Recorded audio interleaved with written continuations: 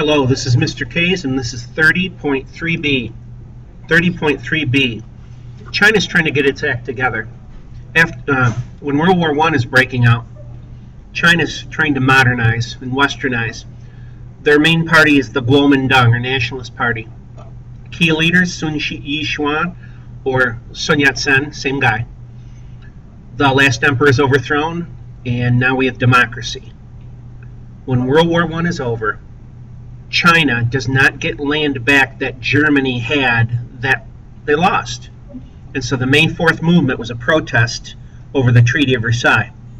We move forward now with key figures here and jockeying for position. Key player here in China, Mao Zedong. Mao Zedong. He was a founder of the Chinese Communist Party. Mao Zedong was a founder of the Chinese Communist Party.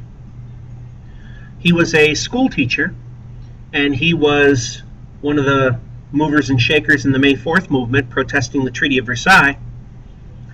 But he is a founder of the Chinese Communist Party.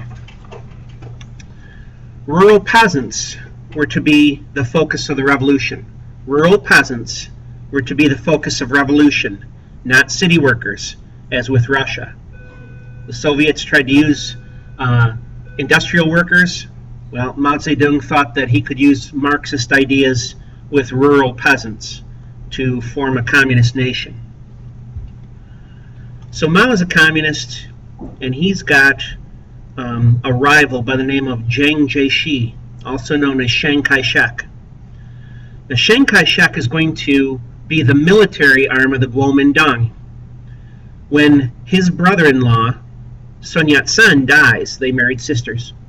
When Sun Yat-sen dies, Chiang Kai-shek takes over, and he's going to lead the Kuomintang.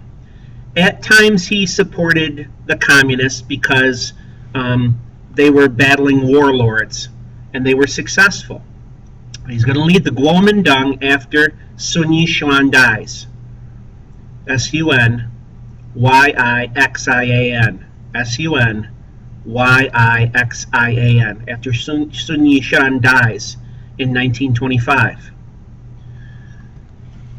Chiang Kai-shek hates communists. He worked with them to get rid of the warlords, but he fears communism is going to spread.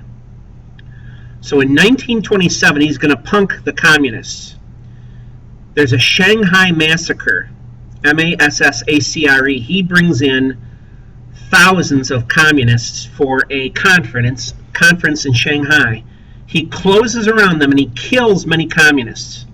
So the Shanghai Massacre kills many communists.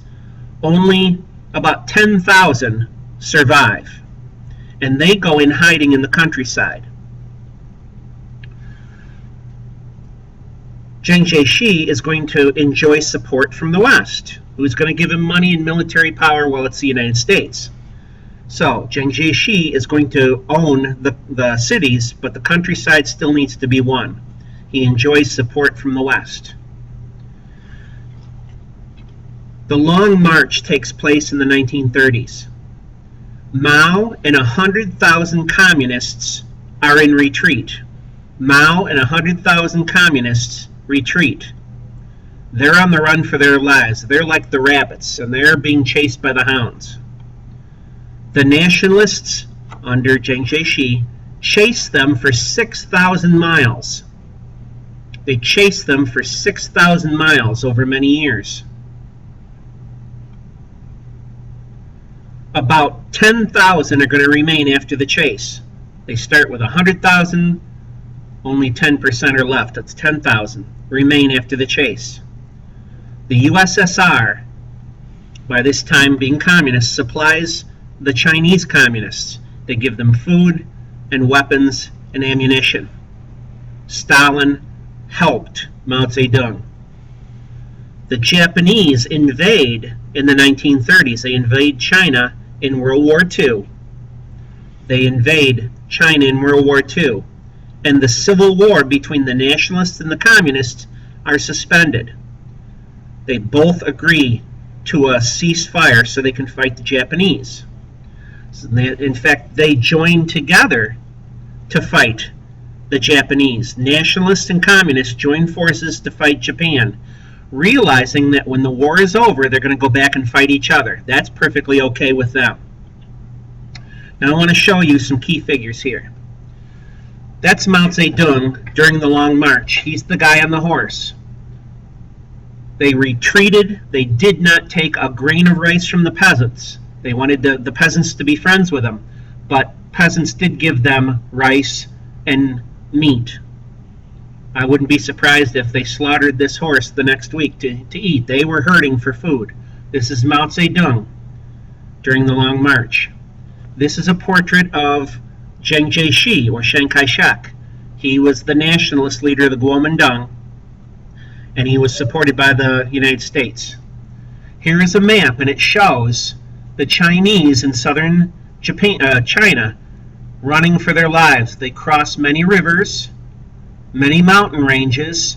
They're staying just ahead of the nationalists, and then finally they retreat up into northern China into the area where there's caves and high mountains or hills, and they're left alone, and they lick their wounds. We will eventually see the communists throwing out the nationalists, but that's for another time. This is Mr. K's with 30.3B. See you down the road.